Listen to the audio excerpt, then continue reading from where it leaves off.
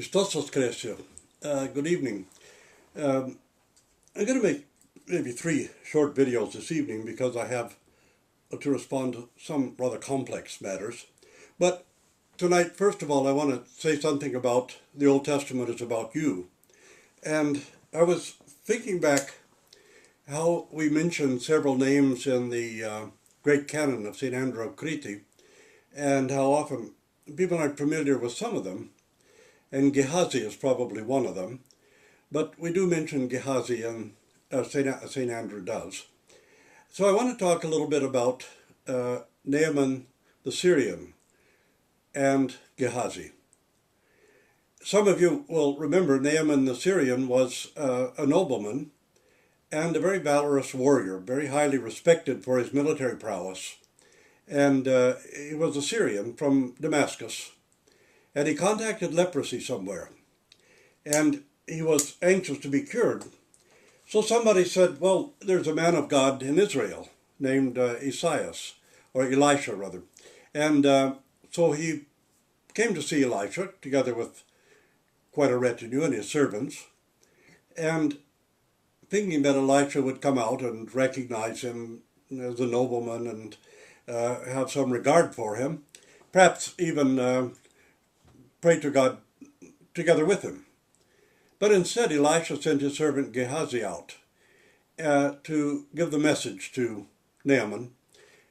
And the prophet had told him to go bathe 7 times in the Jordan River and wash himself, and he would be made clean.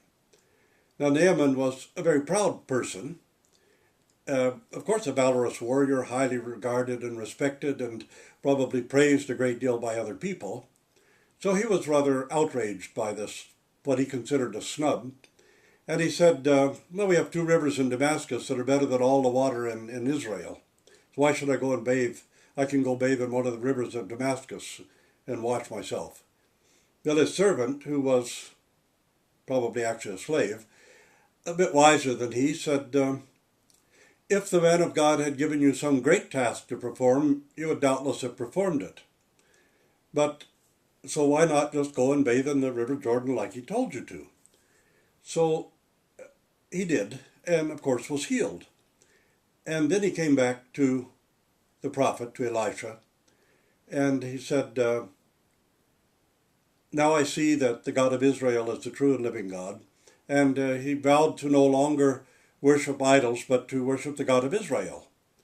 And then he wanted to give some kind of reward to Elisha, whether mules or gold or whatever.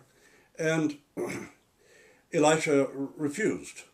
He said, just go your way, because Elisha, of course, was rejoiced that the man had recognized where the healing had come from and vowed to worship the true and living God. Well, after Naaman had left, Gehazi became seized with greed, and he ran after Naaman. When he caught up to him, and Naaman came down off his horse and went and spoke to him, and Gehazi actually asked for some gold and some fine clothing from Naaman. And then he went back. And a little while later, Elisha called him and said, well, and where have you come from? And Gehazi said, well, I haven't been any place.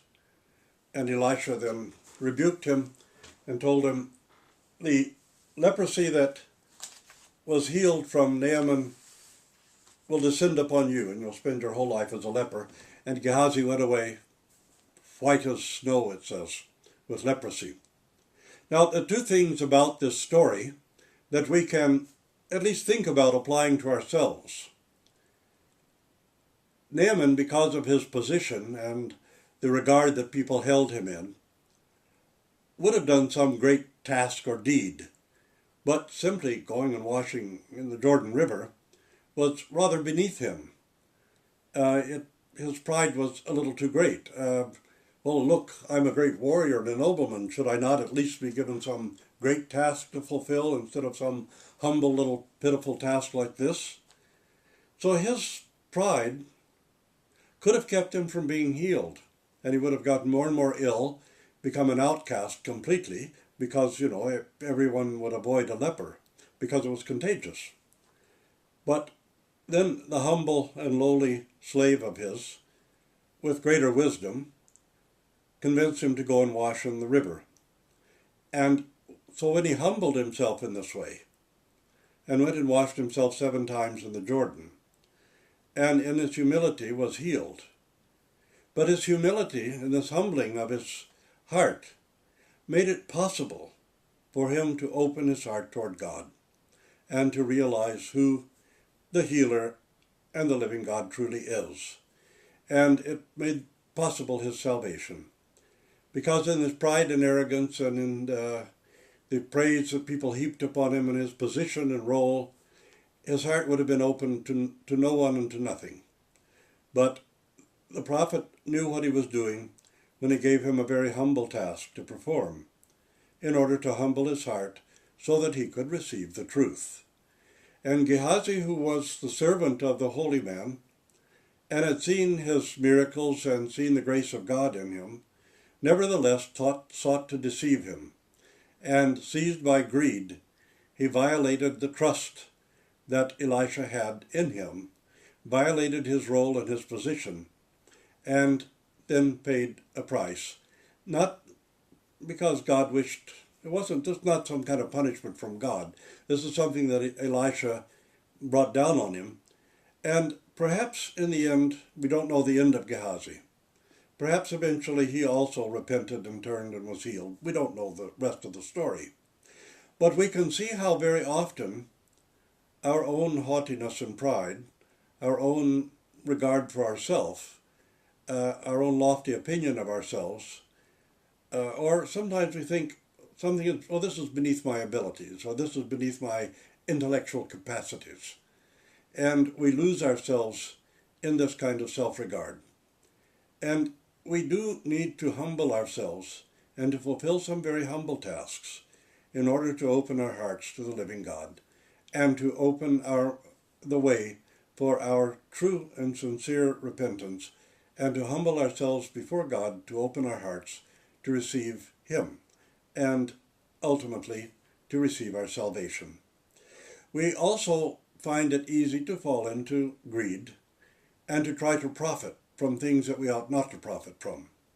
We see this constantly in some Christian leaders, in fact, who, like Gehazi, betray the trust that is placed in them and betray their role and position and the thing that they're supposed to be fulfilling for the sake of wealth, for the sake of money, to ask people to send lots of money to them if you're a televangelist, or if you're an Orthodox clergyman, to seek a position where you're going to make more money.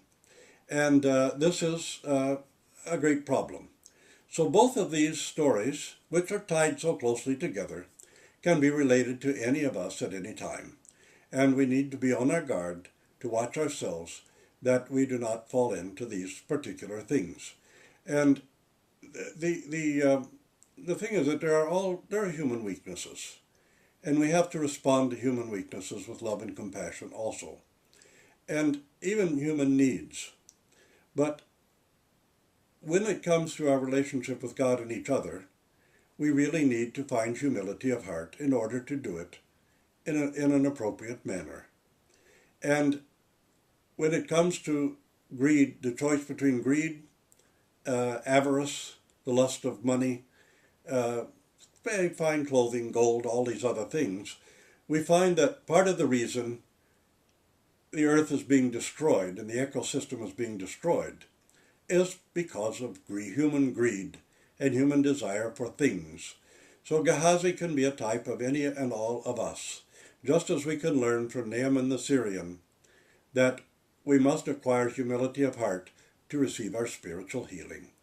Thank you, and God bless you.